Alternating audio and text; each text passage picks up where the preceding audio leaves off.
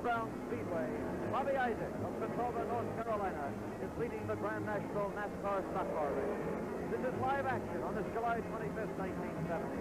It's the way one part of America spends a hot summer Saturday afternoon. They come from the city, the farm, and the mountains for the one day of the year when the NASCAR driving stars come to Nashville. 20,000 of them are here this afternoon, and the promoters claim that it's the largest summer sports crowd in the history of the state of Tennessee. Good afternoon. I'm Jim McKay speaking to you from Nashville.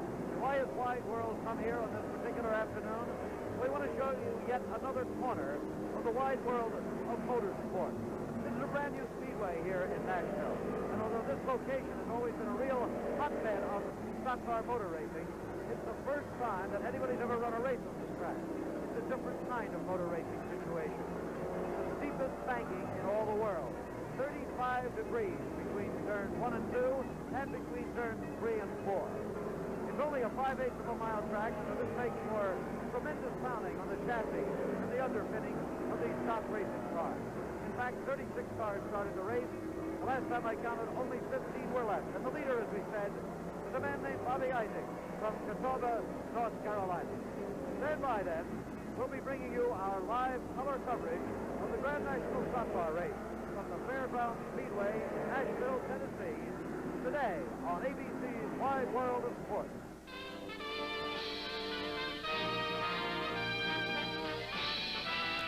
Spanning the globe to bring you the constant variety of sport, the thrill of victory, and the agony of defeat. The human drama of athletic competition.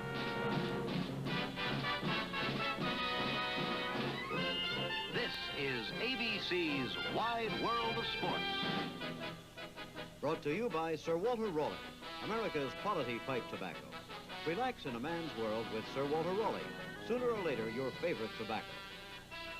By Brill Cream. That little dab of Brill Cream leaves your hair looking natural. The one that more and more men are coming back to for natural-looking grooming. And by Sears Tire and Auto Centers, where you'll find a complete line of quality tires and die-hard batteries with extra starting power.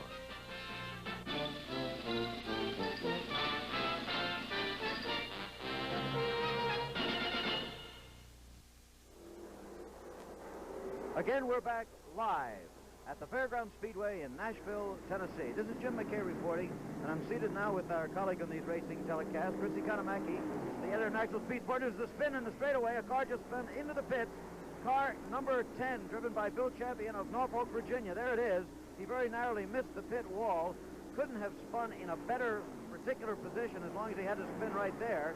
Didn't hit anybody, nor is he hurt apparently. There is Bill, the oldest regular driver on the NASCAR circuit. Bill Champion, who was well back in the pack at this point in the race. And there is the leader, Bobby Isaac of Catawba, North Carolina. Bobby Isaac has been locked in a season-long deal with James Hylton for the Grand National Stock Car point lead. There is Bill Champion being led from his car. Isaac and James Hylton were only 10 points apart, with Hylton leading going into today's race. Hylton is out of it now, though, and Isaac, should he continue, will be the leader for that championship. This race began, a little over an hour and a half ago. So let's go back to that moment and listen to my commentary as we did it at the time on the beginning of this affair. A field of 36 cars is just about ready for the start on the newly paved, brand new racetrack in Nashville, Tennessee. This is NASCAR Grand National Racing. It'll be 420 laps, 250 miles on the steepest banked track in the world. 35 degrees on turns 1, 2, 3, and 4. It's only a 5/8 of a mile track, so the speeds and the action should be tremendous. That's LeeRoy Yarbrough sitting on the pole in car number 98. And right alongside him, car number 71, Bobby Isaac. The green flag is out, and here they go. It's Yarbrough going into the first turn. LeeRoy taking the lead. Bobby Isaac is second, and Richard Petty is third. Rookie of the year last year, Richard Brooks, was fourth, but he has dropped back to fifth behind James Hylton, who hits the wall. James Hylton in fourth place hit the wall, but straightened himself out again, and it's LeeRoy Yarbrough leading at the end of one lap. Isaac is second. Richard Petty is third. James Hilton is fourth with a banged-up right rear fender. And now Cecil Marlin has taken over fifth place, a hometown favorite in Nashville, Tennessee.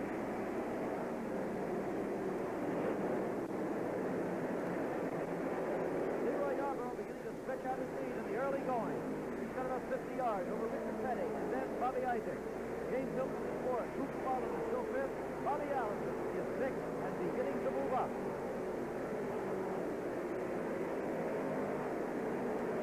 All right, what you were watching and listening to happened about an hour and a half ago at the very beginning of this 250-mile, 420-lap race here in Nashville.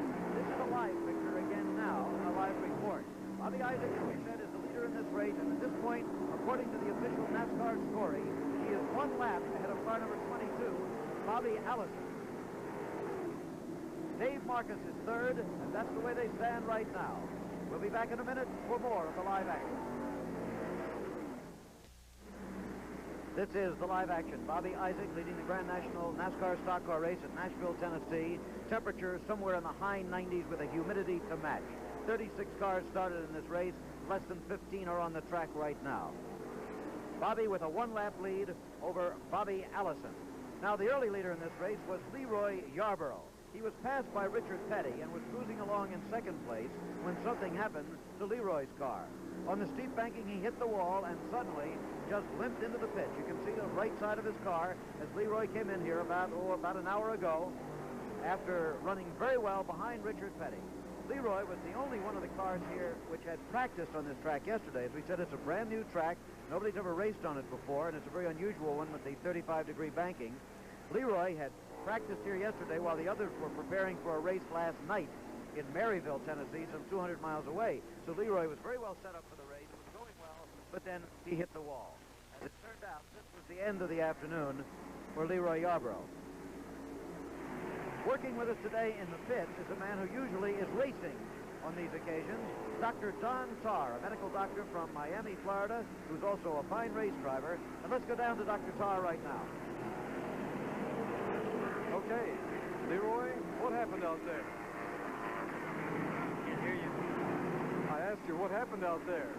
Oh, excuse me, Don. I couldn't hardly hear with all the noise. I blew it right in front going into the third corner, and it just mangled the car up bad enough it put me out of the race. LeeRoy Yarbrough out of the race. Back to you, Jim. Okay, well, that was the official word from LeeRoy on why he dropped out of the race, as we saw earlier with the right side of his car scraped up. I said earlier that Chris Economaki is here with me in the booth. Let's get a word from Chris now on a race that has a continually changing aspect.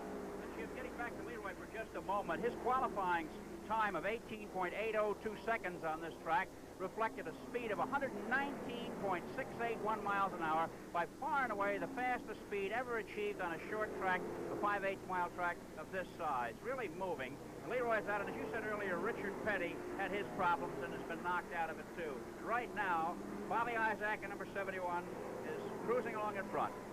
Okay, well, you mentioned that Richard Petty, who took over the lead and was cruising along, had his problems. Let's go back on videotape now and see in slow motion what happened to Richard. This was Richard between turns 3 and 4 and appeared, this is the first time we've seen it in slow motion, he hit the wall. Well, there you see it right now. Richard Petty grazing the wall, getting up too high with this very low guardrail that they have here. It's just about 2.5 feet high. It didn't look too serious, but as it turned out, he came in once, came in again. You can see the side of the car there is scraped up. So let's find out what really happened. Let's go down live to Dr. Don Tarr again. We was leading the race, everything going real good, and went in the third corner and blew a right front tire. And when it did, it messed up the A-frames, and we tried to fix it 2 or 3 times, but the steering was messed up. We couldn't do nothing for it. How's the heat out there, Richard? Well, it was pretty hot, but it looked like it's cooled off a little bit now. But the sun was out, and it was real hot, but I think that we've been able to make it today because, like I say, the sun is going in and out, so I think it's been okay. And it's hot here in the pits. Back to you, Jim. Okay, thanks very much, Don and Richard Petty. So it's kind of interesting that both of the early leaders dropped out with identical things. Both blue tires, both going into the third turn. Maryville, Tennessee, Jim. He won a 100-mile race over there for his 110th career victory. And then they had to tow overnight. Most of these fellows have towed from Maryville, which is just outside of Knoxville, a couple of 100 miles away, and are racing here today with little or no sleep. Bobby Isaac, our present leader, was second to Petty last night, and Dick Brooks was third. Okay, well, there is the leader. Robert Vance Bobby Isaac of Catawba, North Carolina. He'll be 36 years old on August 1st this year. He came on the Grand National Trail in the year 1961 and had won only 4 races up to last season. Then suddenly, he exploded. He won 17 races last year. Here's some of the cars out of the race so far. Number 32, Dick Brooks, who was last year's Rookie of the Year, spun in the straightaway in the early going. James Hylton hit the wall twice, then went out. LeeRoy Yarbrough, you know the story on. G.C. Spencer went out in the first lap.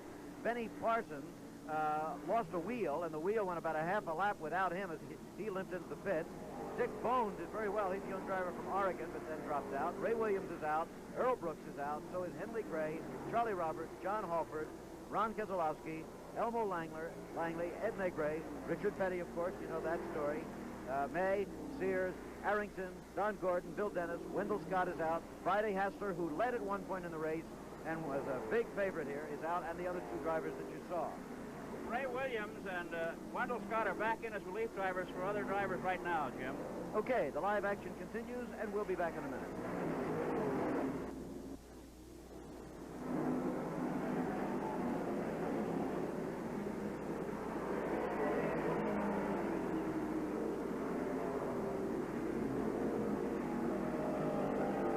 Again, we're back at Nashville, Tennessee, and still, Bobby Isaac cruises along 1 lap in front of Bobby Allison in this 250-mile lap. Great. We're about halfway through the proceedings right now.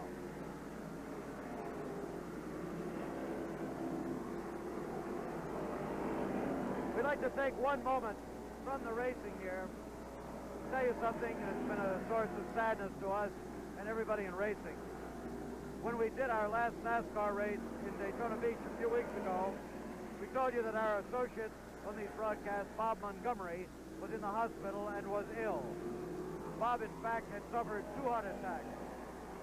Not too long after that, he was released from the hospital and then had another heart attack which proved to be fatal.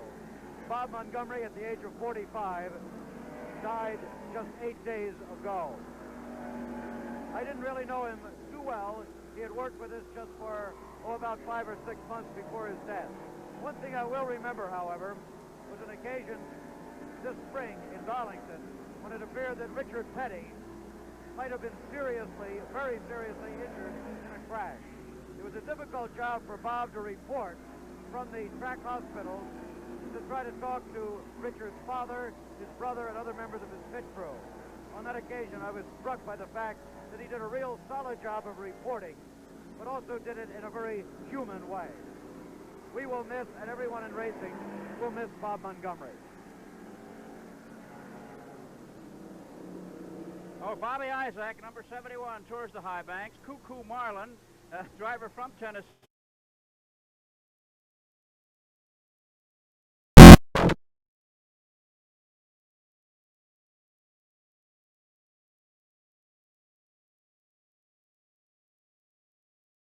Isaac is going very well. His only competition now coming from Bobby Allison and Dave Marcis.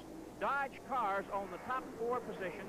Cecil Gordon in a 68 Ford is 5th, so it looks like a big day for the Dodge boys. Isaac is driving the track very cautiously now.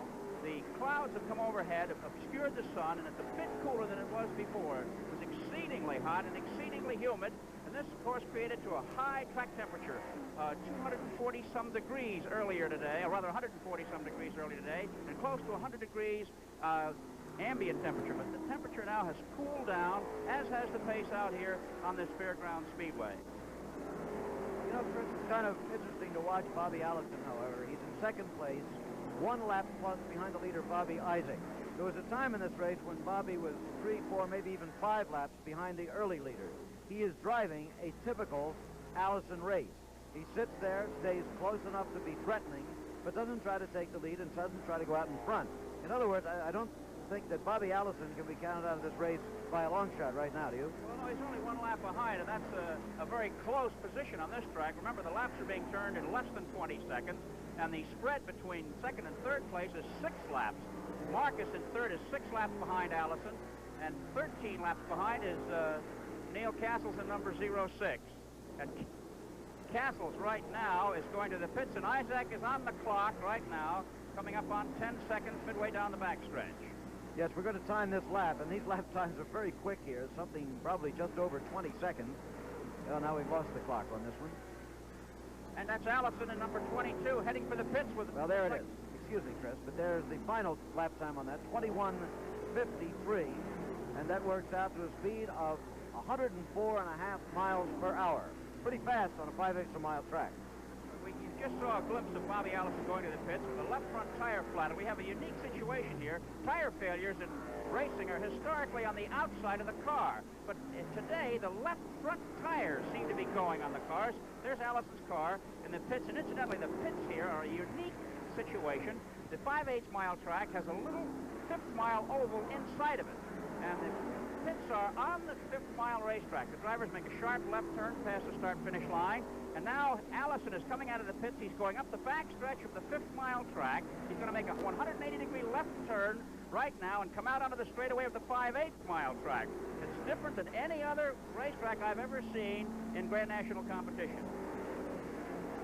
These may come to be known as the carousel pits of Nashville. It's really like a little merry-go-round that they go on there. It doesn't seem to bother them at all, however. They've adjusted to it very quickly, even though nobody's ever seen it before. Isaac up on the high banking, and the beating that this gives to the suspension of the automobiles must be something that can only be imagined.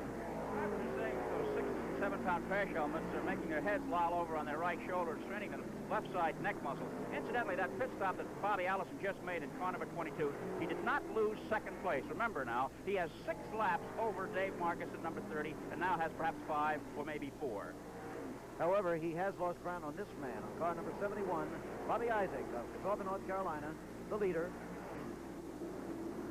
35-year-old race driver, father of 3 children named Randy, Robin, and Rhonda. The race goes on, and we'll return in another minute to Nashville.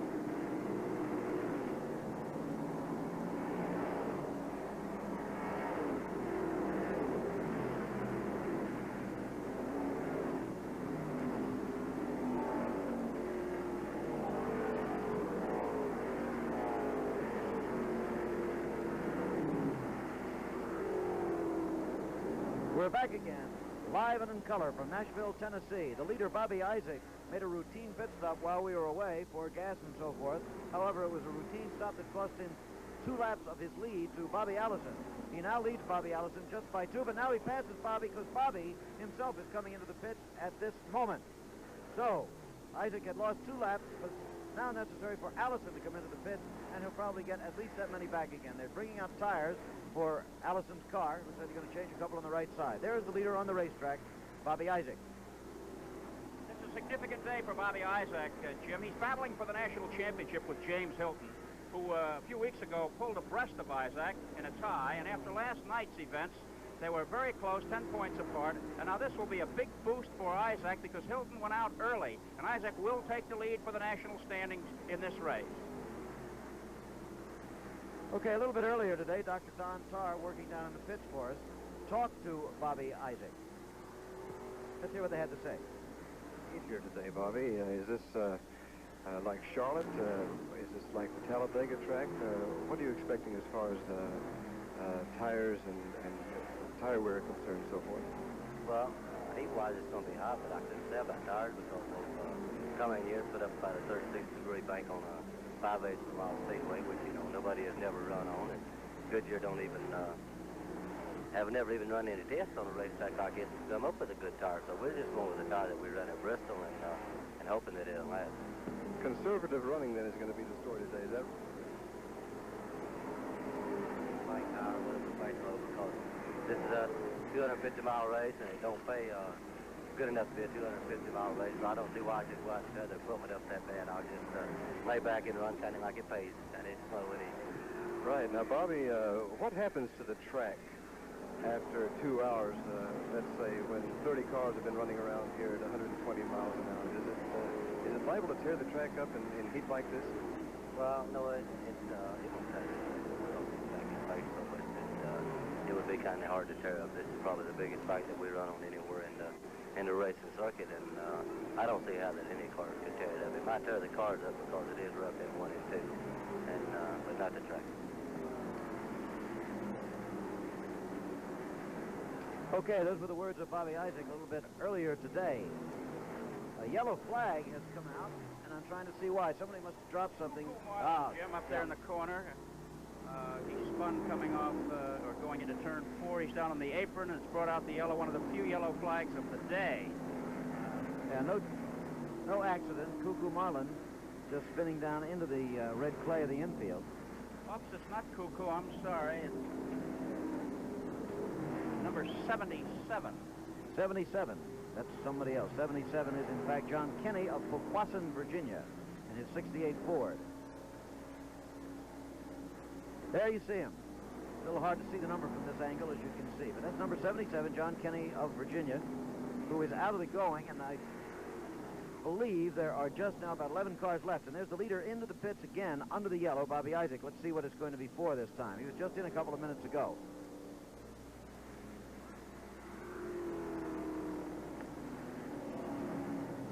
You know, Jim, the race at Maryville, Tennessee last night deprived almost all of the drivers in today's field of a lot of sleep. We checked with them before the race. Richard Petty had 5 hours sleep.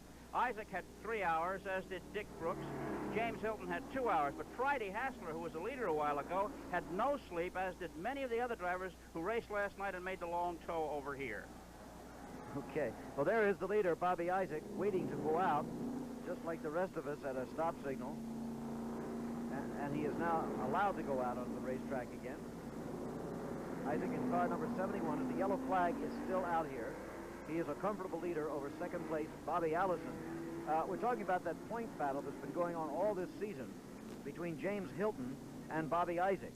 Well, James Hylton has been leading in that battle this week, 2,231 points to 2,219 for Bobby Isaac. However, these are the standings before last night's race in Maryville, and Bobby Isaac gained 2 points last night, so he was actually 10 points behind Hylton going into today's race.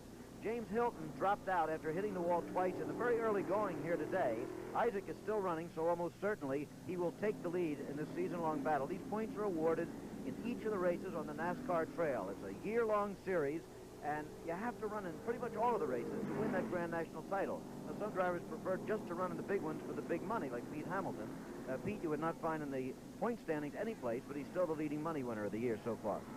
It's a tough circuit. There's some 52 races a year on the NASCAR Grand National Circuit, and they spread the entire United States from California to Florida.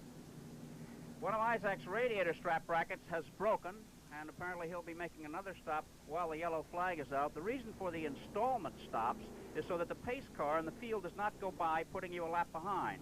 The whole philosophy of these repeated pit stops, rather than doing all the work in one stop, is to stay in the same lap without losing any appreciable ground, because once you pull out of the pit, you can speed up and tack on the tail end, and your loss is only measured in a few yards. So if Isaac's strap was not fixed on that time round, we could expect him to stop once again. We've mentioned that there are so many of these NASCAR races during the course of the season, and we'd like to remind those of you in different areas when NASCAR is coming your way, not when they'll be on television in this instance, but when you can see these cars in person. For example, the Dixie 500 in Atlanta is coming up on August the 2nd. The Motor State 500 in Irish Hills, Michigan on August 16th. The Talladega 500 at Talladega, Alabama, the big track down there on August 23rd. And the Southern 500, as they call it, the daddy of them all, down in Darlington, South Carolina on Labor Day. Those are some of the NASCAR races coming up in the near future. 300 laps have now been run. 420 is the scheduled distance of the race. We'll be back in a minute with the live action in Tennessee.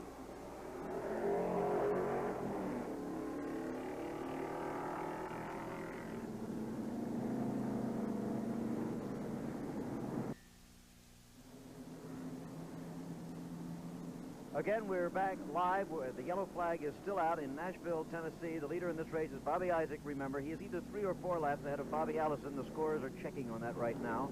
In third place is Dave Marcis, 6 laps behind in car number 30. In fourth place, number 06, Neil Castles of Charlotte, North Carolina. He's 15 laps behind. And in fifth place, number 24, Cecil Gordon of Arden, North Carolina, is 19 laps behind.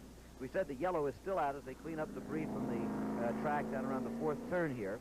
A reminder that next Saturday, by the way, ABC's Wide World of Sports will be preempted in order that we can bring you exclusive color coverage of the $250,000 Westchester Golf Classic. That'll be live from the Westchester Country Club in Harrison, New York.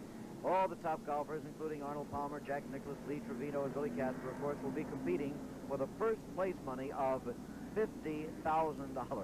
That's next Saturday, 5 o'clock Eastern Daylight Time. And, of course, we'll have Sunday coverage there, too. But we're just pointing out here that Wide World will be preempted for that next Saturday. Other golf coming up during the month of August. Keep posted on that. The PGA from Tulsa in the middle of the month. And towards the end of August, the Dow Jones from Upper Montclair, New Jersey, which will be the new world's richest golf tournament. $300,000 in prize money and $60,000 first prize. By the way, on that interview, Bobby Isaac seemed to be a little bit critical of the prize money here. Did you notice that, Chris? He said that it doesn't pay like a 250-mile race should. You know what he meant by that? Well, of course, the first prize here is going to be something around $3,000, depending on what accessories he uses on that car. Isaac was not only critical of the money, he was critical of the track, which is an interesting point because he's out front now and he seems to have figured out whatever the problems were. The race at Maryville, Tennessee last night was originally scheduled for Thursday night, and yesterday was scheduled for practice because this is a new track with steeply banked turns, the steepest in the world, as you said earlier, Jim, and it requires a certain chassis setting. And after that all-night Nashville here, the drivers had to unload starting at 9 o'clock this morning, and they've been working all day long trying to tune their chassis for the unique requirements that this track presents. In the early going, the cars were bottoming going into turn 1. The tremendous jump in inclination was sending the chassis right down, and some of the cars were actually scraping the track. We had the oil pans break in the early going, and the mechanics really had a tough job getting these cars set up for this racetrack. But Isaac has an extensive factory stable. Harry Hyde is his mechanic, and it's said that they have 7 cars back in their K&K insurance garage. The car he's driving today is not the one he used to finish second to Richard Petty with last night. He said he didn't like the track because it was so high. He didn't like it because it was too narrow, but he's out front. I wonder what his answers would be to those same questions should he win today. Everybody seems to like it if they win. The scorers have gotten straightened out here. They say that Bobby Isaac is 2 laps ahead of Bobby Allison. However, he's right behind Bobby Allison as they continue under the yellow. And if he can pass him when the green flag comes out, he will then have 3 laps on him. And there's 3 right now. Yep. Bobby Allison into the pits. Into the pits, under the yellow. Taking on some more fuel. And that's all he wanted was just a little more gas. Trying to figure out this pit stop situation could be critical here towards the end. I think that the race could be very well be won or lost by these pit members. Now, this is a break for Allison. He, in a sense, lost a lap, but he was about to have lost it anyway. Right. And he's only going to be a few car lengths behind Isaac. And when the green flag waves once again. A few car lengths plus 3 laps. Remember, Isaac is 3 laps plus 2 probably ahead of Allison. There's the leader. They continue under the yellow. It's taken them a long time to get the debris and the oil cleaned up here. That's right. There were 36 cars when the green flag waved. We only have 11 on the racetrack now behind the safety car. The attrition rate has been exceptionally high. The tires have had a tough day. The reason for that being the track is new, green in racing terminology, and when an asphalt is brand new, it generates a lot of heat. It requires some time to cure and become raceable at cool temperatures. So the boys have popped a lot of tires out here and grazed the wall as well in many instances. Speaking of green, here comes the green flag. They're racing again in Nashville. Bobby Isaac the leader by 3 laps over Bobby Allison. Allison at this point about 50 yards behind him, plus those 3 laps. Isaac winging out in front and looking in just beautiful shape. However, we've seen many times, we're going to take a look at the relationship. There is Isaac going out the right-hand side of your screen, right there. Now watch the gold car coming through. There is Bobby Allison, who is in 2nd place by that much, remember, and 3 laps. I started to say that we've seen cars in beautiful shape going into the last 50 laps or so many times. In fact, the last race we did down at Daytona, you'll remember that David Pearson, with only 6 laps to go, appeared to have no problems at all when suddenly a tire blew on him. So a good many changes could take place here before the finish of this race. Isaac, at the moment, however, is the leader, the man who is also going to be leading at the end of this day for the NASCAR Grand National Point Championship for this year, 1970. The Dodge cars, Jim, are in the first 4 positions, and a 1968 Ford, rather old by Grand National standards, lies in 5th place. But the surprise car of the meeting was that old Chevelle driven by Friday Hassler that seemed to have this track figured out. Hassler's from Chattanooga and set a brisk pace out in front until mechanical troubles knocked him out. Now, there were a couple of moments when it looked like home state favorites here might give a good account of themselves. The first came during qualifying when Cuckoo Marlin, wonderful name, isn't it? Cuckoo, who is from here in Nashville and who, as a matter of fact, is a politician who's running for the legislature, qualified about 5th fastest, which he doesn't normally do. However, he dropped that pretty early in the race. But then it was Friday Hassler from Chattanooga, as Chris indicated, who took the lead.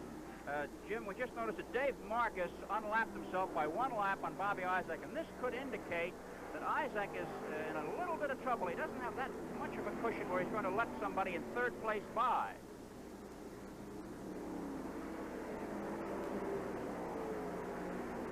Okay, well, the leader still is Bobby Isaac, but remember, Bobby Allison in 2nd place is right there, 3 laps and a little bit more behind the leader. However, laps here don't mean what they mean at Daytona. Remember, this track is only 5/8 of a mile in circumference. So let's go back in time a little bit to when Don Carr talked to Bobby Allison before the race began today and see what Bobby had to say. You have a 35-degree bank here in this track on a 5/8 of a mile, and Talladega we have a 33-degree bank. Do you get the same type of sensation running through the turns at this track in Nashville as you do down at Talladega?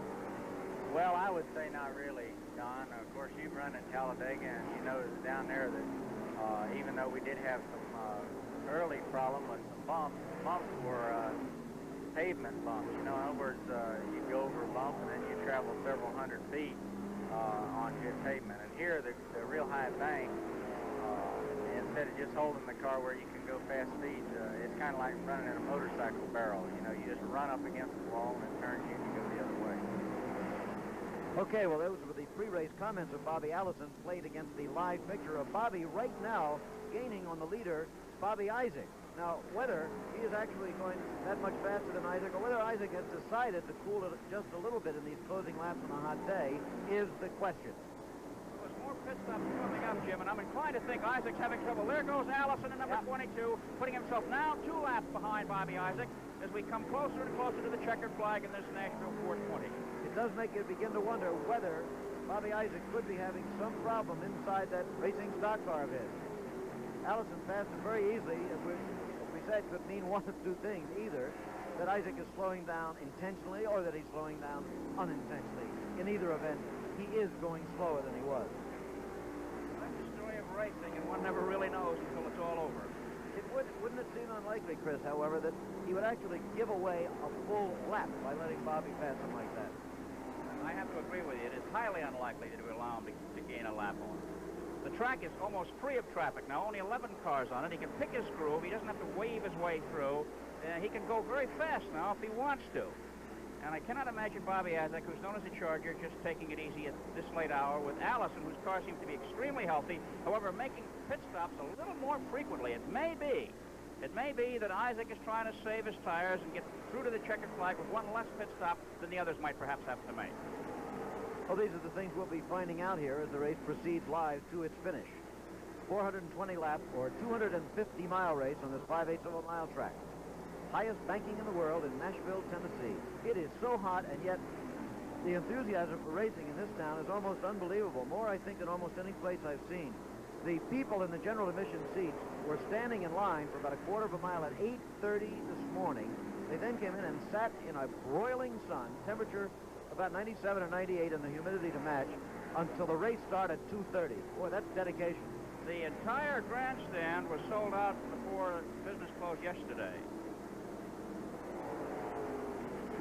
Well, here is a look at the crowd of approximately 20,000 people gathered here in Nashville at this 5/8 of a mile racetrack. As we said, this is the big day of the racing year. They have 52 races a year here. In fact, They tell us that they drew more paid admissions here last year than they did on the big track at Daytona. The main reason being that they have so many races here. But this is the only day of the year when they have the big NASCAR stars. We'll be back in a minute with more live racing. We'll return live to the Fairgrounds Speedway in Nashville, Tennessee. The race goes on. Bobby Isaac is the leader by 2 laps and almost another full lap over Bobby Allison. That's according to the official NASCAR scoring system. Earlier in the day, before we came on the air, they had a good many problems with the scoring. So it's always conceivable that there could be some changes as time goes by. At the moment, however, things seem to have settled down in that department.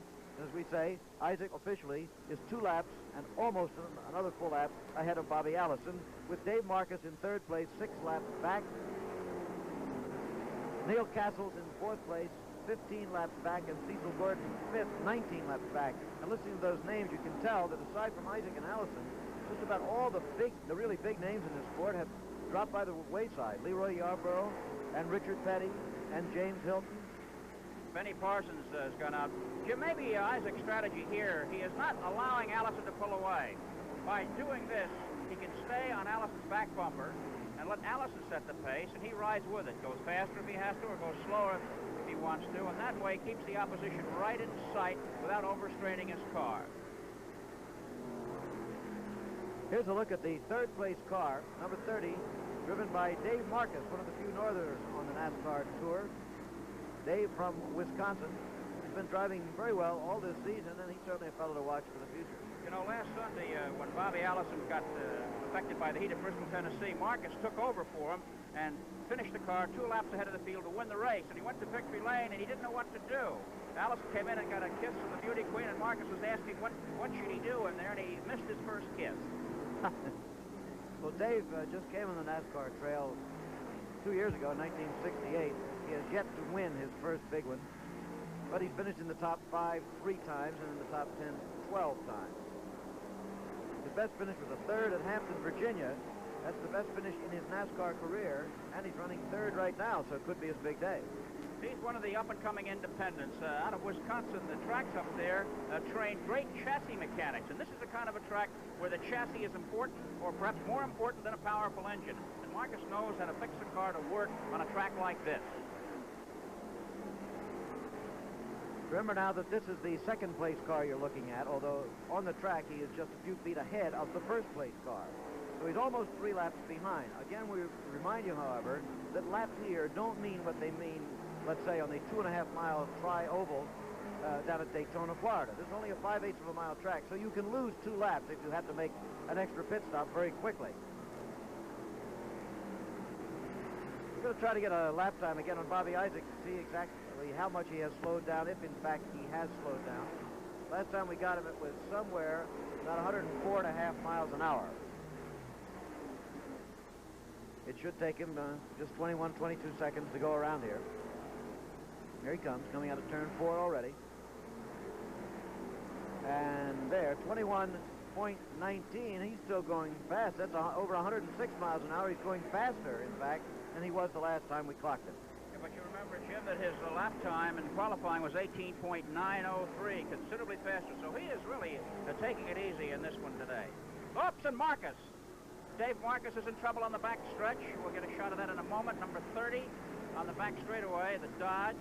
Number 30 car in 3rd place is now probably out of the race. There you see him pulling down into the red clay.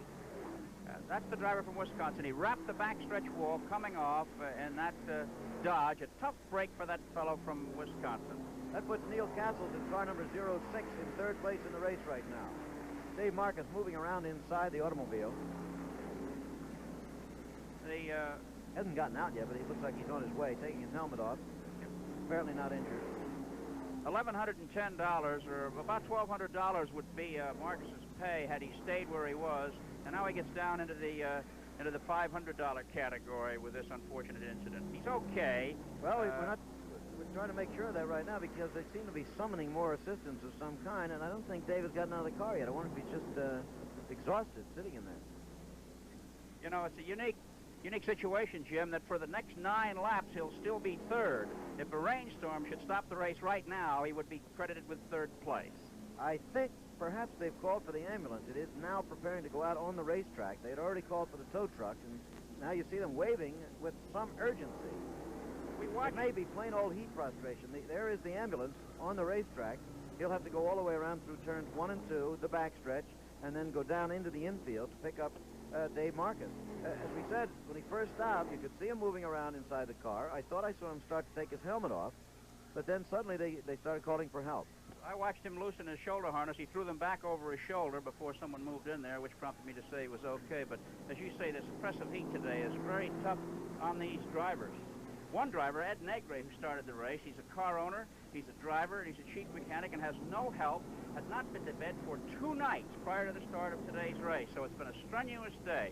Marcis told me before the race that he got just 3 hours sleep. 3 hours sleep before the contest began today. Yeah, I think we should explain one apparently grisly detail, and that is that the ambulance's funeral home. Dave Marcis is far from having passed away. Just to make that thing very clear, Dave is apparently either injured or suffering from heat frustration. The funeral home here has provided the ambulance service for the racetrack. The accident, incidentally, was a wall-smacking incident coming off of turn 1. He hit the cement wall on the outside of the track and damaged the right side of the car and came to a stop in the turn between turns 3 and 4 at the bottom of the track. It was a one-car episode. However, the car is quite seriously damaged, so he did give it a good hard wallop coming off of turn 1. And that was the area that LeeRoy Yarbrough said was the tough one to negotiate at high speed. The drivers are taking advantage of the yellow flag period to make their pit stops and topping off with fuel and taking on whatever other material they may need. Right now, Bobby Allison is in. Well, right now, we're still looking at this scene, and I still don't see Dave Marcis. You know, earlier today, I was talking to Benny Parsons, one of the other drivers, and I asked him what form this fatigue takes out there. I said, do you get sick in your stomach or dizzy or what? He said, no, more often it would be something like just coming off a turn and suddenly realizing that your arms just didn't have the strength to turn that wheel. That could have been what happened to Dave Marcis. They have now put him on the stretcher into the ambulance. No injuries that can be spotted at all from here. And if we had to guess right now, we'd have to guess heat exhaustion, but that's a pure guess. We'll try to find out as soon as we can what the details are. The yellow flag is still out at Nashville, Tennessee. There's more racing to come, and we'll return for it in another minute. You're taking a look at the city of Nashville, Tennessee. They call it the Music City, famous for the sound. The Nashville sound in country and western music is used not only by country and western stars now, but all top recording artists on some occasions. And there you see the roller coaster at the State Fairgrounds here. It's kind of an amusement park, and there you see the racetrack. From the city to the roller coaster to the racetrack, and this racetrack is something like a roller coaster in its own right, with these 35-degree banked turns. But instead of being in a nice, safe roller coaster car with guardrails and things, you're in an automobile racing car. A reminder here as we proceed under the yellow flag that live from Soldier Field in Chicago, the College All-Star Football game on Friday, July 31st at 9:30 Eastern Daylight Time. You'll see the Kansas City Chiefs, winners of the Super Bowl, take on the best seniors of the 1969 college football season. Men like Mike Reed of Penn State, Mike McCoy of Notre Dame, quarterback Mike Phipps of Purdue. Don't forget that's Friday, next Friday, July 31st, live at 9:30 Eastern Daylight Time on ABC on Friday night next. Okay, Jim, here's the word from the track doctor. It was heat exhaustion, as you had surmised, for Dave Marcis, a driver of car number 30 from West Salem, Wisconsin, a northern boy not used to this southern climb. We might add that before the race, Cecil Gordon, who is now in 4th place, had no sleep last night, and in qualifying, a 2-lap run around the track, said that he got dizzy from the heat. And right now, Cecil Gordon is in 4th place in car number 24. So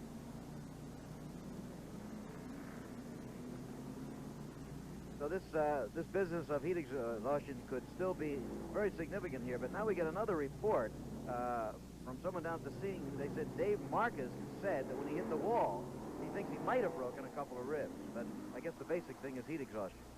He hit it hard enough to have done that. 346 laps have now gone by, and remember, it's a scheduled 420-lap race. Bobby Allison has just made another quick pit stop under the yellow without losing a lap.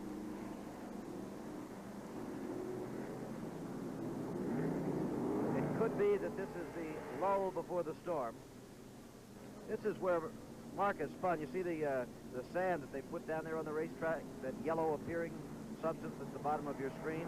Well, that's where he hit the wall right there. This fairly low retaining wall, which, however, seemed to have been working pretty well so far today. That's right, Jim. Apparently when he hit the fence, something broke that allowed fluid of one sort or another, oil, gas, or perhaps water, to get on the track, and that's why the yellow has prevailed as long as it has, because this absorbent powder has to be put on these spots to make a safe raceway. Well, they're preparing the racetrack for the final climactic laps here in Nashville. There are the standings. At the moment, Bobby Isaac the leader, Bobby Allison second, and Neil Castles third. We'll be back in a minute.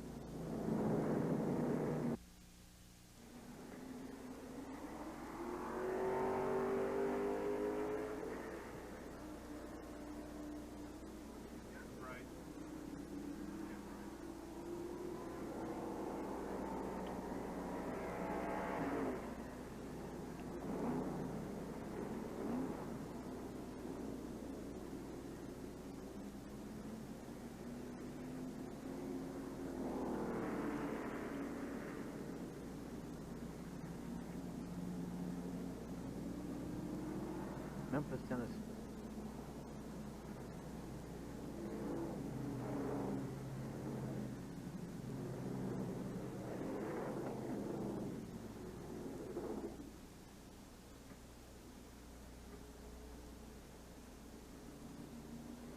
We're back again in Nashville, where the yellow flag is still out. Looks like we might have a green there for a moment, but the yellow flag is out as Bobby Isaac leads the field. The official NASCAR scores tell us by 2 laps at this moment over Bobby Allison. However, there seems to be some question. He was stopped by Johnny Bruner Sr., the chief steward here, and may have been penalized a lap. And he's back in the pits again right now. Bobby Allison has pitted a number of times under the yellow, but has not lost a lap. He's been topping off fuel and so forth. There's no fuel this time, and I wonder if he might be having a problem. Well, he's got a pit manager, Mario Rossi, who's from the north. It's a rarity here in NASCAR Grand National Racing. Mario Rossi, whose strategy oftentimes differs from his southern brethren. There was a quick pit stop. They got under the car. They may have changed the chassis setting just a little bit to give them perhaps a better bite on the racetrack. And they have to do these things in something under 30 seconds in order to get the car back out on the racetrack again before the rest of the field comes around. And now they say that Bobby Allison did lose 1 lap when Johnny Bruner held him up for a moment. So it's now a 3-lap lead for Bobby Isaac. 3 laps on a 5/8 of a mile track. Now, it's been a big year for both Allison and Isaac financially, Jim. Allison's second in the money-winning standings. Pete Hamilton, who's here but not racing today, is tops at $93,020. But Allison has won $82,085 this year.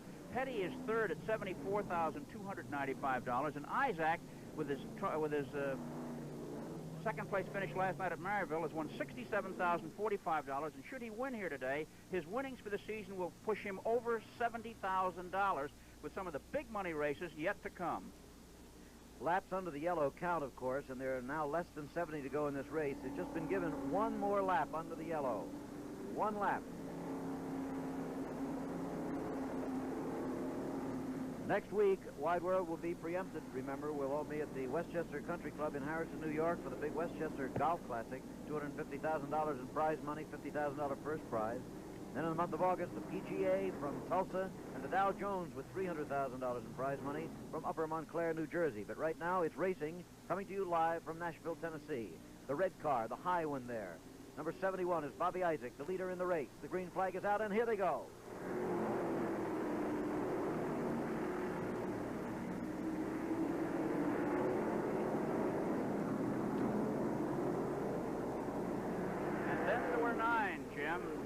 Cars out on the racetrack. You know, I've often thought when we're at one of these grueling little NASCAR tracks like this one on a hot day in the South, or when we've been at Grand Prix of Monaco, where the situation is somewhat the same for different reasons, that someday we're going to do a race where nobody's going to finish. Someday it has to happen. I hope that doesn't happen today. We've got a good one going now with Isaac trying to get a lap back from Allison. There's only 2 laps now separating these 2 drivers. It's the second-place driver, Bobby Allison, coming down just ahead of leader Bobby Isaac and number 71, both driving 1969 Dodges. Okay, but should number 71 there pass 22, it will again be 3 laps for the lead. So this is pretty much the way Isaac was playing Bobby Allison before the yellow flag came out this last time on Dave Marcis's crash into the wall. Just keeping him in sight, staying right behind him, holding him where he wants him. A report from the pits now from Dr. Don Tarr. Very significant thing. Bobby Isaac, who was 5 laps down earlier in the race, I went over to his pit crew, and I talked to Harry Hyde, and I asked him, Harry, what's the matter with Bobby? Is he having problems? And Harry said, no, Don, he's cooling it. He says, we expect everybody else to have their problems. We're going to cool it, and we're going to come out on top. That's it from the pits, Jim. Okay, well, there you had the word from Dr. Don Tarr, who, if you just joined us recently, we would remind you, is a race driver, a NASCAR race driver himself, and a medical doctor from Miami. He normally would be driving. He's not driving today, so we've availed ourselves of his services as an expert down in the pits. Dr. Tarr was the gentleman whom we had a microphone on in his race car at Daytona a few weeks ago, you may remember. That worked out very well that day.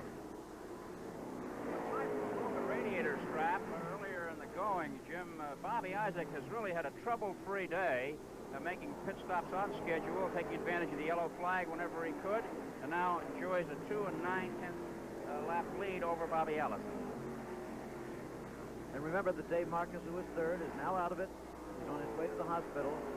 And the further report on Dave was that when in the ambulance, he was feeling fine. He said heat exhaustion wearing off a little bit apparently already, but he had sore ribs.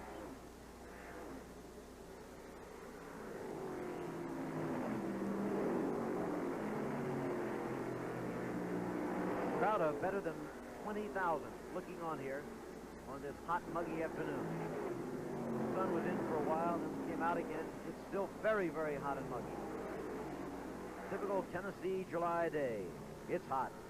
There you see the rest of the fairgrounds and the amusement park in the background, and some of the Tennessee farmland that surrounds us. You're looking from our crane camera. Cameraman about 150 feet in the air, dangling from the end of a crane. Getting a very good view of the racetrack, however. Well, for the first time since we came on, Jim, the cloud cover has broken, and that Tennessee sun once again beats down on the racetrack and those bleacher people, customers in the front of the grandstand. Allison right now is trying to gain some ground on Isaac. He's pulling away and has picked up almost a straightaway on him. But Bobby still is apparently cooling it. At least that's what the members of his pit crew told Don Tarr, because he is not chasing Bobby Allison with too much verve at the moment. Although it looks like maybe he wants to close it up a bit. Remember, he has a 2-lap and almost another lap lead on Bobby Allison. Allison would sure like to get that down to 1. Were he able to do that, he'd have a real good shot at a pit stop situation, giving him the final lap that he needs, or almost anything. So Isaac will certainly be trying to prevent Allison from gaining another full lap. Allison at the moment just holding his now increased margin over Isaac, but not moving in away anymore. The speeds here on this 5/8 of a mile track, remarkable, about 105, 106 miles an hour every time we clock the leader.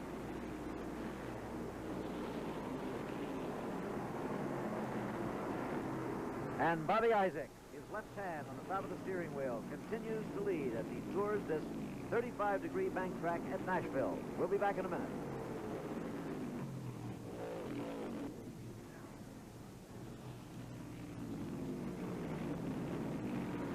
The Tennessee sun continues to broil down on the racetrack at Nashville, and these are all the cars that are left in the race. This is not the order of the standings, but this is the only ones left.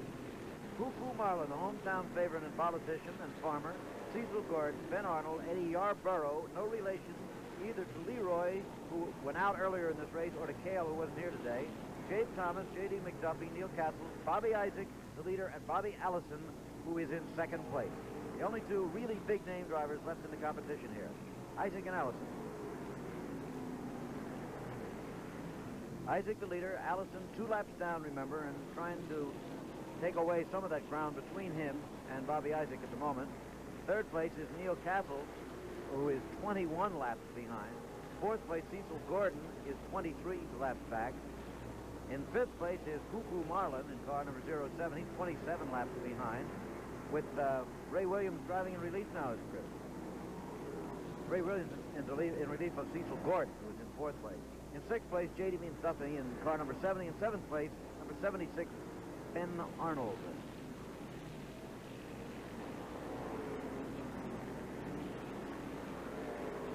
And Cuckoo Marlin has decided to come into the pits at the moment, but there is the leader, Bobby Isaac.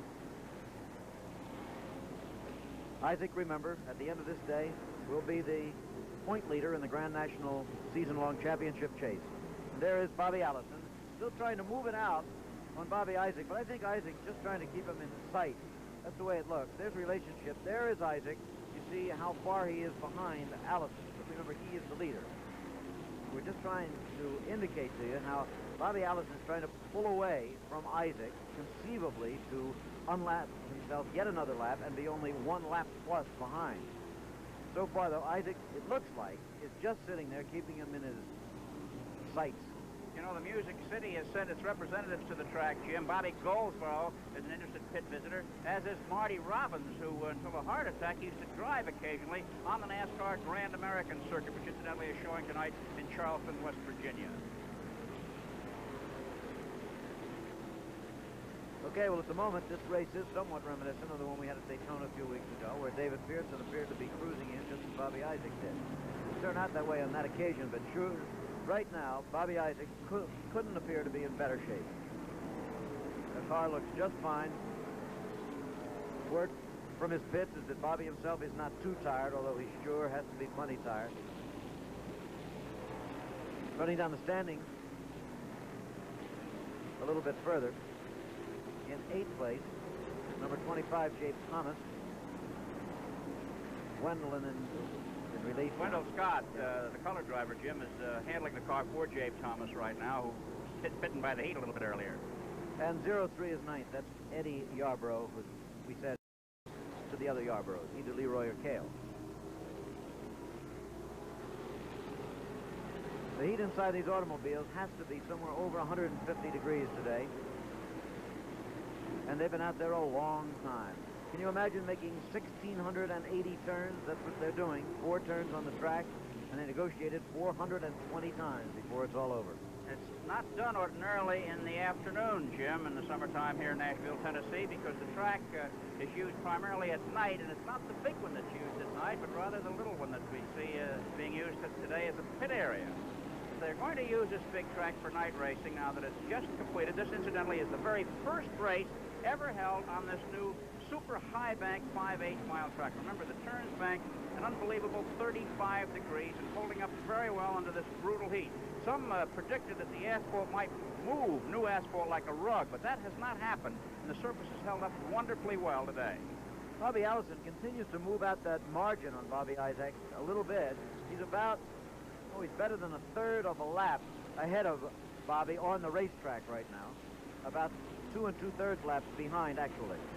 The yellow flag now, Jim, would move Allison right up behind him and set the stage for a drive to the checker that could be anyone's race. Again, we're taking a lap timing on the leader, Bobby Isaac. See if his speed is down significantly. He's been going 105, 106 miles an hour when we've timed him before.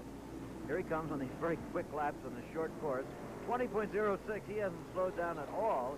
In fact, he is now up almost to 112 miles an hour. They're really moving out there. Of course, there's little or no traffic now, and they can go as fast as they want. Bobby Isaac. And again, we'll be back in a minute. 3 laps remain in this 420-lap race at Nashville, Tennessee, the Fairgrounds Speedway. And Bobby Isaac of Catawba, North Carolina, continues to cruise out in front, about 2.5 laps in front of Bobby Allison. They are short laps here, remember, but he still has what could only be described as a comfortable lead. Allison continues to move a little bit further out in front of Isaac, but not by very much. He's pulling away from him at much too slow a pace to ever catch him just by normal racing here. He's got to hope for some kind of a break. We had a timing on Isaac about 111.5 miles an hour, which is very fast. You just get another lap time? Jim, we just took a clocking on Bobby Allison, who turned the track in exactly 20 and a half seconds. On the very same lap, Isaac turned in 21 and a half seconds. So Allison turned the track a full second faster last time around than Isaac. I think Bobby is like a track star starting his kick. It could be, and that, as we say, is tremendous speed, and obviously Isaac does not feel that he is able to cool it to any significant extent. In fact, he is going about 6 miles an hour faster now than he was an hour ago. And this thanks to Bobby Allison. Okay, well, here is Allison. We're going to get a visual lap timing on him right now this time. See exactly how fast he's going. He's moving all right, and this, as I said earlier, is a traditional Bobby Allison drive. He likes to hang back. He likes to cool it for a long while in these races, particularly in this kind of weather, and then put on a closing spurt. Both he and his brother Donnie have run a good many races that way. In fact, Donnie won the last one we did. 20.79 this time is 108.173 miles per hour. A little bit slower, but still real good going. Well, the drivers, in a sense, have a clear track with only 9 cars on this 5/8 mile raceway. The traffic is really not bothering them from a lap speed standpoint. Imagine that 36 cars barreled into that first turn when the race started. And now there are only 9, and a couple of those are showing signs of old age and fatigue. The drivers that raced last night at Maryville, Jim, and raced here today say they're going to drive over to Atlanta tonight and sleep until qualifying for the Atlanta 500 begins on Thursday. Boy, I'll bet they will. We might explain that the reason they raced last night, ordinarily they wouldn't have done it, but there was a race scheduled in Maryville, Tennessee, about 220 miles from here for Thursday night. It rained over there, so it was postponed until last night. So race they did, all of them except LeeRoy Yarbrough, who came here early. He doesn't normally drive on a smaller track. Came here early in practice yesterday. They all raced last night, then had to drive 220 miles to here, and then start setting up their cars, getting ready for practice and qualifying in a race. Another driver who passed up the Maryville race was Cuckoo Marlin. There's none of his constituents over there, Jim. That's right, the local politicians. Cuckoo told us, by the way, as we've often wondered, so we finally asked why in the world a man would be called Cuckoo. And he said when he's a little boy, his name is Clifton Marlin. He said when I was a little boy, I couldn't say it, so I'd say Cuckoo, and it stuck. There's Cuckoo right now in car number 07. His nickname not descriptive at all. Quite an intelligent man, as we say. He's running for public office and is a farmer, runs that business and his racetrack business, and still has time, as we say, to bid for public service in Tennessee. There's a little bit of smoke for Cuckoo. Jim, his left front tire in the corner, if we stay on this shot, perhaps we can see it. And this is an indication why the left front tires are going. It's scuffing off. There's smoke coming from his tires. He's blistering those tires and could blow one any moment. Now, I don't know whether he's aware of this situation, but he's treading right now on thin ice with those tires. There's smoke coming off the left front tire on the number 07 car handled by Tennessee's own Cuckoo Marlin. It might be worth watching Cuckoo here for a little bit because the battle up front remains the same. Bobby Isaac about 2.5 laps in front of Bobby Allison. 20 laps to go in the race. It looks a little bit surprising to me that his pit crew hasn't slowed him down with that smoke showing from the left front wheel in the bank turns here. Doesn't look quite as bad now as it did a couple of laps ago. Well, it's still there, though. Depends on the line he takes and how sharp his exit is made. There goes Allison, getting ready to pass Cuckoo. Keep your fingers crossed that the tire doesn't go while Allison is alongside of him. Yep, he got by safely. Clifton Cuckoo Marlin continues, and there's the leader, Bobby Isaac. Good speed shot. You can get an idea of exactly how fast they're going on this short racetrack. It's really tremendous to be able to race under racing conditions at 112 miles an hour on a 5/8 mile track. Okay, we'll be coming back and coming up to the finish very shortly here in Nashville, so let's go away for just another minute.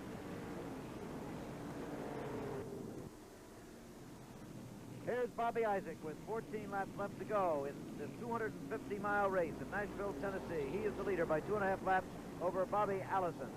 In the pits is Cuckoo Marlin. Now, a little while ago, we were showing you, and Chris was commenting on the fact that his left front wheel was smoking. Well, they have changed that tire.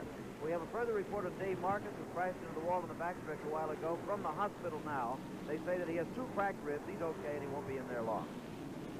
There is Cuckoo Marlin back on the racetrack with his new tires, and we're glad to see that he's much safer and more comfortable out there now.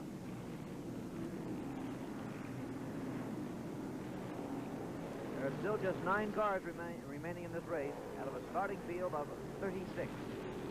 Jim, some people who are arithmetically inclined might wonder why we say this is a 5/8 mile track and it's a 250-mile race, but they're going 420 laps. A full 5/8 mile track would require only 400 laps of racing to complete 250 miles. But NASCAR measures tracks 10 feet in from the outside rail, and this one fell a few feet short of 5/8 of a mile, hence the 420 lap distance to complete 250 miles. 10 laps to go.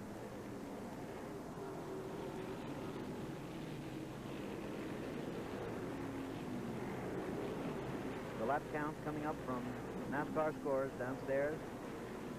But we'll be watching very carefully for the white flag, which will be the sure sign that there is just 1 lap to go for the leader. That won't be very long now as we approach the finish of a 250-mile race in Nashville. There's the second place car of Bobby Allison, of the racing Allison brothers from Alabama. Hueytown, Alabama, to be specific. Bobby is the older of the two, 32 years old, and one of the top NASCAR drivers. He's won 16 races in his Grand National career. It started back in 1961. However, he had just a few races in 1961, then dropped out until 1965. But he's been a regular on the tour since 1965. He won a total of $197,000 in his career. He's one of those drivers, Jim, that really had it tough getting his first big victory. He was on the circuit, had fine cars, and moved around from one stable to the other, had more than his share of accidents, and it looked as though he was going to be one of those athletes that never made it to the big time. And then finally, he started pushing through and getting the checkered flags, and he's today one of NASCAR's top stars. And again, we see the roller coaster background for the round and round carousel racetrack here with the carousel pits. Nashville, Tennessee. Look at that 35-degree banking. That is really something. You stand at the top of that, you can't believe it, can you, Chris? It's very, very steep. Turns 1 and 2, the outside of the track is pretty level, but turns 3 and 4, if a car should go over the wall, it's about 35 or 40 feet down. And if he gets any kind of elevation, he might wind up in a municipal swimming pool that's over there. Less than 5 laps to go in the race now, and Bobby Isaac looks like a winner. Taking his lap speed down now. He can afford to let Bobby Allison take a lap off if he wants. Allison now is about 300 yards from doing that, I would say. Standing by for the white flag. It'll mean 1 lap to go for the leader, and then the checkered flag will mean victory for Bobby Isaac. They're getting that white flag out now. The checkered flag standing by. Isaac is one of the few drivers, Jim, that makes the entire circuit of all Grand National races, and it's not easy. As we said before, he has several of these cars in the Harry Hyde garage, sponsored by the K&K Insurance Company of Fort Wayne, Indiana, and a great stable at his command to maintain this arduous circuit that he undertakes year in and year out. Victory getting closer and closer. The youngsters trying to break ranks and get down near the finish line to see it happen and then to get a real good look at the winner. Look from the crane camera overhead. We're near the end of a long, hot, grueling afternoon in Tennessee. Live coverage today on ABC's Wide World of Sports. The white flag is out. 1 lap for Bobby Isaac. And then it's all over. This is the final tour of the course for him today. The man who was most vocal before the race is saying that he didn't like the looks of the racetrack, didn't like the looks of the day, didn't like the idea he had a race last night, and he lost last night, by the way, by a half a car length to Richard Petty. He was in a real bad mood before the race, in other words. He should be happy now because there it is. There's the checkered flag.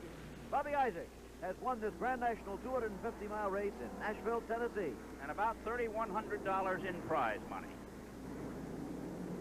Isaac, the winner. We'll try to have a word with him when we return in a minute. We're back at Nashville. There's the winning car of Bobby Isaac. A reminder here that ABC's Wide World of Sports will not be seen next Saturday so that we can bring you exclusive coverage of the Westchester Golf Classic from Harrison, New York. 2 weeks from today, we'll return. Here's a colleague of mine to tell you more about that show, which will emanate from the Orient. Right now, however, we're still in the heat of Tennessee. Let's go down for a word with the winner to Dr. Don Tarr in the pits. Bobby, congratulations, but you said you were going to cool it. What happened out there? Well, thank you very much, but I did. I run slow. Like I said, the racetrack was too fast for the equipment that we have nowadays, and you see what happened to most of the cars that did run hard. Besides, it only paid about $3,200. It's one of the cheapest races we run, and I just didn't feel like that I should come here and take a chance on tearing the car all to pieces for that amount of money, so I slowed up and was fortunate enough to win it because most of the hard runners did have trouble. Looks like everybody else had their problems and you just came through at the end, doesn't it? Well, that's what happens when on the racetrack like this. When you run too hard, it puts you by the wayside. Bobby, it looks like you also lost about 10 pounds in water out there. Well, it was pretty hot, but like I say, I run pretty conservative, and it wasn't too bad. Do you know you're back in the Grand National, you're back champion again, the Grand National point standings? Well, I'm leading right now, but it's a lot of races to go, and we have to wait and see what happens. There's your winner, Jim, Bobby Isaac. Okay, thank you very much, Don. They were pretty negative comments from a winner, Chris. He still doesn't like the racetrack, he still didn't like the heat, and he still didn't like the prize money for a $250 race. Well, but that's the way the man feels about it. This will show you what happens when you don't get a night's sleep, what it does to your attitude. Makes you a little cranky, doesn't it? A little bit of a correction with Keith Jackson on the videotape you saw for the Japanese All-Star game said that'll be on next week. It won't be next week, of course. It will be 2 weeks from today. When Keith recorded that, he thought it would be next week. The final standings, as the traditional kisses from the beauty queen are awarded to a somewhat disgruntled Bobby Isaac, the final standings show Bobby the winner, disgruntled or not. Second place going to Bobby Allison. Third place to Neil Castles. Fourth place to Cecil Gordon. Fifth, J.D. McDuffie. Sixth, Cuckoo Marlin, a fine boost for his campaign, no doubt. Good finish. Seventh place, Ben Arnold, relieved by Ray Williams. Eighth place, Jabe Thomas, relieved by Wendell Scott. And ninth place, Eddie Yarbrough, Y-A-R-B-R-O, not related to LeeRoy or to Cale, the more famous Yarbrough racing men. Jim, people might be wondering why the heat did not force some of the drivers to use the cool suits. Bobby Isaac was one who used to use one, and I asked him this morning why he wasn't using one on this tremendously hot day, and he said that he always got a cold after a race in which he used one of those cool suits, so he'd just rather undergo the perspiration and discomfort of racing without one. A cool suit is the suit with the little tubes of water that run around the uniform to keep the driver cool in the car. You know, those cool suits can have their drawbacks. I remember Buddy Baker told me a couple weeks ago, I said, why don't you wear it anymore? He said, well, you know, I used to wear it, but he said, one time I ran out of ice in the car, and instead of being a cool suit, it became a hot suit. In fact, the water in the little tubes inside started boiling, which would be a pretty tough way to spend any afternoon, particularly one like today. The temperature here, remember, was up near the 100-degree mark. So was the humidity. And Bobby Isaac, unhappy, disgruntled, cranky about the prize money, and not liking the racetrack, stuck it out and won the race. 250 miles before 20,000 people, which the promoters of the race say is the largest summer sports crowd in the history of Tennessee. Bobby Isaac, looking the picture of a winning race driver, looking a touch mod with his bangs and his modern haircut, will return, however, to Catawba, North Carolina. That's his home, here in the Southland, where today he was the winner. Our thanks to Chris Economaki and to Dr. Don Tarr, the race driver and physician who worked with us in the pits. ABC's Wide World of Sports. The executive producer, Roone Arledge. The coordinating producer, Jim Spence. Our producer here in Nashville was Ned Steckel, and our director was Chet Forty. The associate producer was Bryce Wiseman. Our associate directors were Bernie Hoffman, Ronald Hawkins, Roger Goodman, and Jack Gallivan. Technical directors, Jerry Bucci and Dave B. Remember, next Friday, the college all-star football game from Chicago beginning at 9:30 p.m. Eastern Daylight Time on ABC. ABC's Wide World of Sports will not be seen next Saturday, so that we can bring you exclusive coverage of the $250,000 Westchester Golf Classic. 2 weeks from today, the Japanese all-star baseball game from Osaka. For now, this is Jim McKay for Chris Economaki and Dr. Don Tarr saying so long from Nashville. A little country music to play us out. Another look at the winner. Air travel arrangements made through and promotional consideration furnished by TWA, the sportsman's airline. Whether you're a sports spectator or participant, TWA is your kind of airline. We go where the action is.